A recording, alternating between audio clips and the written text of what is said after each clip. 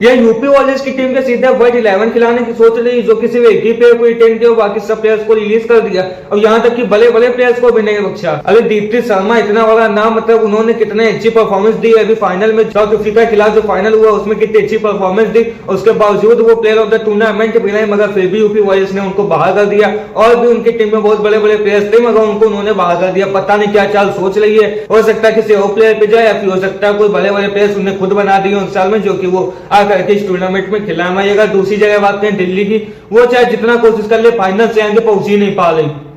मतलब फाइनल तक तो आराम से पहुंच जाएगी, कोई दिक्कत नहीं होगी, मगर फाइनल के आएंगे उसका सीन तय नहीं हो पा रहा। 3 बार फाइनल खेली, तीनों बार फाइनल आ रही, उसको खुद नहीं समझ में आ रहा कि वो कलेजे तो सीधे कैप्टन मैगलैंडिंग को बात कर दिया, उन्हीं को निकाल दिया जिन्होंने 3 बार फाइनल में पहुंचाया। अब चलो जो भी किया ठीक किया। बाकी बात करेंगे गुजरात की, तो गुजरात का तो यही सीन है कि उसका भारतीयों पर से भरोसा हो चुका है, 2 सीधे ओवरसीज प्लेयर को रिटेन कर लिया। और बात करेंगे आरसीबी की, तो उसने बिल्कुल तगड़ा रिटेंशन किया है और उसने बता दिया कि क्यों वो WPL के बाद चैंपियन बन चुकी है। तगड़े प्लेयर्स भी रिटेन किए और उसका पर्स भी ठीक ठाक ही है। बाकी आरसीबी को कुछ कहा नहीं जा सकता भाई, वो टीम किस प्लेयर को खिला करके ट्रॉफी जीत जाए वो पता नहीं कर सकते। WPL और IPL दोनों टूर्नामेंट वो जीत चुकी है और इसी प्रकार से जीत। अब उसको क्रिटिसाइज कर सकते हैं कि उसने अच्छे प्लेयर नहीं रिटेन किए, खैर इस बात तो की ही है, मगर फिर भी वो टीम कैसे ट्रॉफी जीत जाती है वो हम लोगों को देख चुका है। बाकी ये चारों टीमें चाहे जितनी मेहनत कर ले, आखिरी में आकर के जीतना मुंबई को ही है। उसने भी अपने तगड़े प्लेयर रिटेन किए और बहुत अच्छी टीम है, हर बार खेलते हैं, जीतते हो। इस बार भी क्या होता है जीत। तो करते हैं इसी के ऊपर बात कि क्या टीमों का कि किस टीम ने किस प्लेयर को रिटेन किया और किस प्लेयर को रिलीज। अगर आप चैनल पर नए तो चैनल को सब्सक्राइब और वीडियो को लाइक करके जल्दी से आ जाए। तो दोस्तों WPL 2026 की रिटेंशन लिस्ट जारी हो चुकी है, जिसमें कि बहुत बड़े बड़े प्लेयर्स को बाहर कर दिया गया टीमों द्वारा और कुछ अच्छे अच्छे प्लेयर्स को भी टीम में रखा गया, मगर यूपी वॉरियर्स की टीम का कुछ समझ में नहीं आया। अगर सबसे पहले यूपी वॉरियर्स की टीम की बात करें तो यूपी वॉरियर्स की टीम ने सिर्फ श्वेता शेरावत को सिर्फ 50 लाख रुपए में ही रखा है और बाकी का जो उसका पर्स बचा हुआ है मात्र 14 करोड़ और 50 लाख का ही बचा हुआ है। तो इतने बड़े पर्स के साथ में जा रही है, हमें लग रहा शायद वो वर्ल्ड 11 बनाने की सोच रही है, तो सब उसी के ऊपर अपना काम कायम करे और हो सकता है उसका कुछ नजरिया अलग हो या फिर जिन प्लेयर्स को बाहर किया उन्हीं प्लेयर्स को दोबारा कम पैसे में खरीदने की कोशिश करे, मगर ऐसा हो नहीं सकता क्योंकि दीप्ति शर्मा को कोई भी टीम छोड़े ऐसा लग नहीं रहा है, उनकी बहुत अच्छी परफॉर्मेंस दी है। और IPL में भी हर बार यूपी वॉरियर्स की तरफ से दीप्ति शर्मा तो अच्छी परफॉर्मेंस देती थी और तो कोई ज्यादा अच्छा कर नहीं पाता था। तो ये तो यूपी वॉरियर्स की सोच है कि उन्होंने सिर्फ एक ही प्लेयर्स को रखा हो, बाकी तो कायदे से मेगा ऑप्शन यूपी वॉरियर्स ही खेल रही है। वही अगर दूसरी जगह बात करें गुजरात की, तो गुजरात की टीम में सिर्फ 2 ही प्लेयर्स को लगता है, वो भी सिर्फ ओवरसीज, एक एस्ले गार्डनर और दूसरा बेथ मूनी, और उनका 9 करोड़ का पर्स बचा हुआ है। तो ठीक ठाक पर्स है, वो किस प्लेयर को लगते हैं या किसको नहीं पता नहीं, मगर भारतीयों पर से भरोसा हो चुका है ऐसा लग रहा है, क्योंकि सिर्फ 2 ओवरसीज प्लेयर को रखने से क्या मतलब है। आप इंडियन भी तो कोई प्लेयर कायदे अलग रख सकते थे, मगर उन्होंने नहीं रखा, रिलीज कर दिया। तो वो उनकी जैसी जिसकी सोच, अब वो जिसको ले उसको ले नहीं, तो वे जिस हिसाब से अगर वो बाहर करें तो बाहर करें, वो उनके ऊपर, मगर पर्स उनका फिर भी ठीक ठाक बचा हुआ है 9 करोड़ का, मगर बाकी 6 करोड़ सिर्फ 2 प्लेयर पे खर्च दिए हैं, तो उनको ठीक ठाक समझ के लेना पड़ेगा, क्योंकि उनके पास में इतना ज्यादा पर्स भी नहीं है यूपी वॉरियर्स की तरह और ज्यादा प्लेयर्स भी नहीं है आरसीबी या मुंबई की तरह।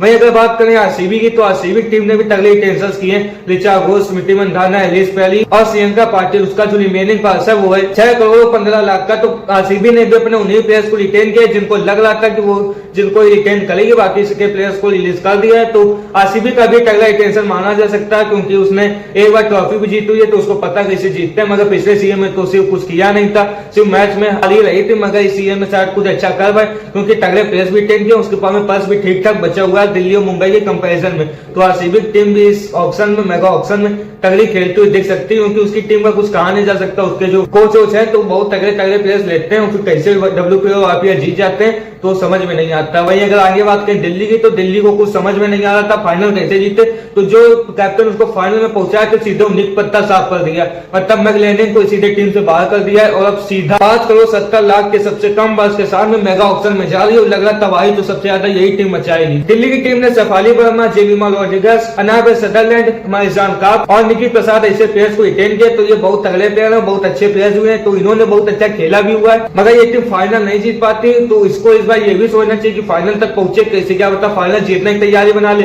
फाइनल तक पहुंचने की नौबत ही ना है, तो वो भी चीज तो है। तो उसी हिसाब से उन्होंने सोचा हो, बस इसका सबसे कम है, मगर तगड़े प्लेयर्स ने पहले रिटेन कर लिए, तो तगड़ा ये भी खेलते हुए दिख सकती सीजन में, मगर ये सोचना चाहिए था जिस कैप्टन पहुंचाया उसको ना रिलीज करती, या हो सकता है उसके पीछे उसकी कोई प्लानिंग आने हो, या फिर किसी और प्लेयर को कैप्टन बनाने के लिए सोच रही हो। बाकी उसके बाद में आती मुंबई इंडियंस, चाहे आप जितना कोशिश कर ले, चाहे जिस प्लेयर को रिटेन कर ले, लास्ट में आते आते जीतना तो मुंबई इंडियंस को ही होता है। ये चीज वो बहुत बार सिद्ध भी कर चुकी है। मुंबई इंडियंस ने Harmanpreet Kaur world cup winning captain, नैथन सिवावंड इंग्लैंड के कैप्टन है जो उनको रिटेन किया, और हेली मैथ्यूज जो एक टावर तोड़ प्लेयर है तो उनको रिटेन किया। अमनजोत को जिन्होंने कैच लिया था वो लॉरा गोल्ड वार का फाइनल में उनको रिटेन किया, और एक है जे कामिलिनी तो उनको भी रिटेन किया। तो इस टीम का पस तो खैर कम है, मगर तगड़े प्लेयर इसने भी रिटेन किए हुए हैं। मुंबई इंडियंस के पास में 5 करोड़ 75 लाख का पर्स है, तो ये टीम हर बार अच्छा खेलती है और हर बार क्वालिफाई भी करी प्लेयर्स के लिए, और 2 बार फाइनल जीत भी चुकी है। तो इस टीम को तो हल्के में कोई टीम लेगी नहीं, और प्लेयर्स भी बहुत तगड़े तगड़े रिटेन किए हैं। क्या कर जाए पता नहीं चलता।